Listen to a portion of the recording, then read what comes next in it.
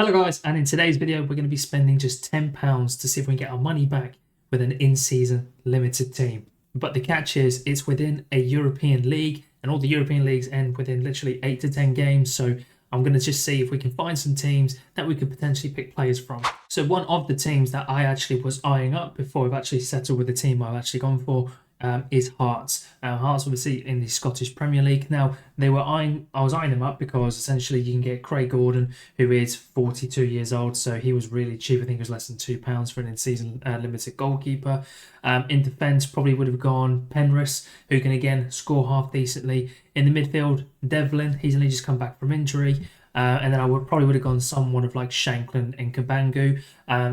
Don't necessarily have to do stacks. And again, we'll get into this later of what I've actually chosen for it. But Hearts was one of those teams I was sort of eyeing up because overall, this is one of the reasons why I wanted to go for them. As you can see on the table, they are currently sitting at the bottom of the promotional group.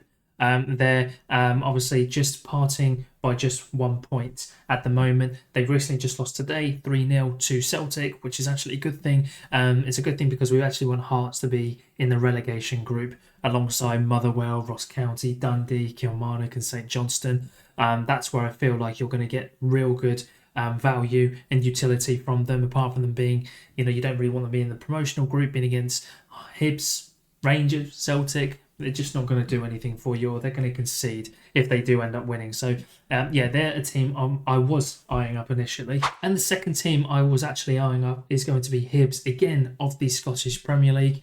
Recently just won today 3-0 against St Johnstone. So, again, that probably would have brought a bit of money back. But I did opt against them, of course. Again, John Smith, Yeah, John Smith, there we go.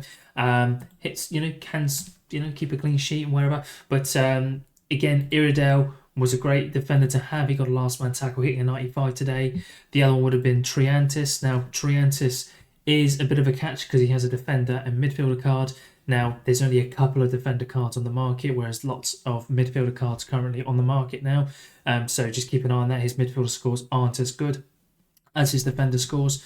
And then I probably would have gone someone of like Boyle and Hoylett. So all up, that team did really well. Probably would have got me a bit of money, got me a bit of my budget, £10 budget back. But yeah, obviously, like I said, we didn't go for them. But they are currently sitting in third place. Obviously going to be in the promotional group now.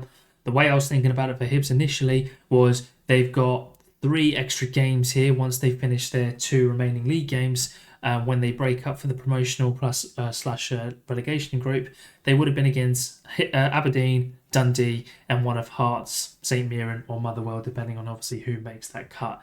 As you can see here, 3-0 against St Johnstone, 1-1 against Kilmarnock, but then a 2-1 win against Hearts, 3-1 win against Dundee United, and also a 2-1 win against Celtic. So yeah, they look like they can. They're going to be no mean feat basically in that promotional group. So you would have probably had to utilise them against these 3, whoever it be, Hearts, St Mirren or Motherwell. But against Dundee and Aberdeen aren't really the best sort of team at the moment. They've been very outformed, especially I've actually got the stack, so I'll know firsthand. They haven't been very good for me at all. So again, you could have utilised them in those sort of games. So let's take Devlin here, for example. As you can see, obviously plays for Hearts, and the 2 remaining games he has is Dundee United and Motherwell. So there's 2 games left within the league. Then they go on to do a further 5, depending on obviously which group they are in, against the relegational group or the promotional group. Now, like I said, with Hearts, they are more of the side that you need them to sort of lose or draw the next couple of games, because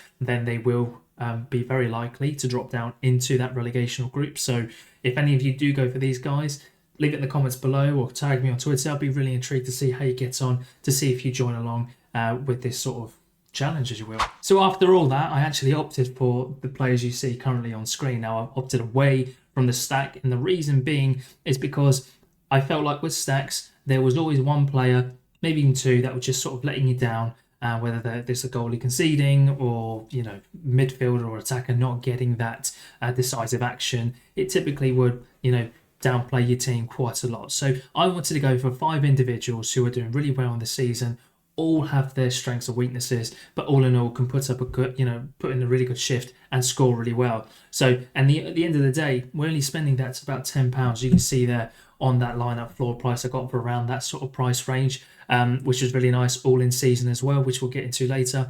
But we've gone for Nicholas Kristoff and Norbauer, gone for that defensive stat combination. Kristoff has done really well so far in regards to the amount of goals they're conceding in the position of the league they are. I picked him up for about £1.80 or something.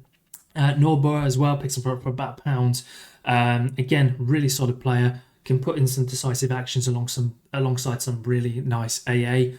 Wanitsek, obviously, if you know maybe new to contender, you may not know him, but if you do play, you probably know him because he's one of the best scorers within Bundesliga 2 at least, and even contender. So I picked him up for, I think, a little under £4. So again, very, very nice indeed. Fisnik Asllani, one of those players again for Elfsborg, who I felt like could get decisive action every now and again. I just wanted to sort of, like I said, I didn't want to break the barrier of the £10. If I did, not all too much anyway. So we are still that £10 friendly at the moment. And obviously Enzo Leopold, very much like Wanitsek, a guy who can score very, very well indeed. And we can get into each individual player in a second. And what you will see also in today's episode as well is that, did they win me anything? Because they all played actually today. So, or do they look likely to win anything? Have they got a chance of winning anything? So we'll get into that in a moment as well. And here they are, boys. So this is basically the scores they put up today. Kristoff had a nice clean sheet away from home from the best team in the league, Hamburg, and Norbauer as well, put up a 63 before obviously the in-season card bonuses. Leopold also put up some really nice AA, hitting 76 or 117.8 as our captain. And then Wanitsek got that penalty, again hitting 82.9. And it was unfortunate with Asllani, he didn't manage to sort of score. Obviously, it was always going to be a difficult game away from home against the best team in the league. But I'm really happy with how this team's come out. They are projected, you can see there, 282nd in obviously Contender Division 2. And that will put us here at the £2.80 mark. So basically getting us basically a quarter of our money back, which is really, really nice. So hopefully over the space of the next 6, 7, 8 games, we could see that potential full ROI. And again, I just want to brush over each individual player, like Kristoff, for example, obviously as our goalkeeper, hitting an 80 today, as you saw just a second ago, but just a very solid goalkeeper all round. Puts up some really nice AA alongside a clean sheet, so that's sort of what we want to really push us up that leaderboard there.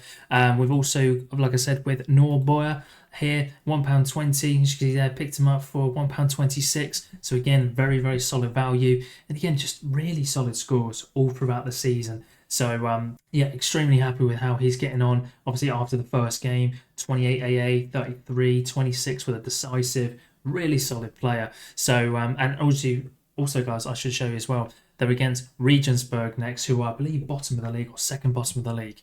I have to look that up in a minute for you. But yeah, at home to them, hopefully they keep a clean sheet. Hopefully Norbauer will get some really nice AA for that as well. So that's hopefully a result that can really hopefully generate some money from our defenders or some really high points. So that's always nice.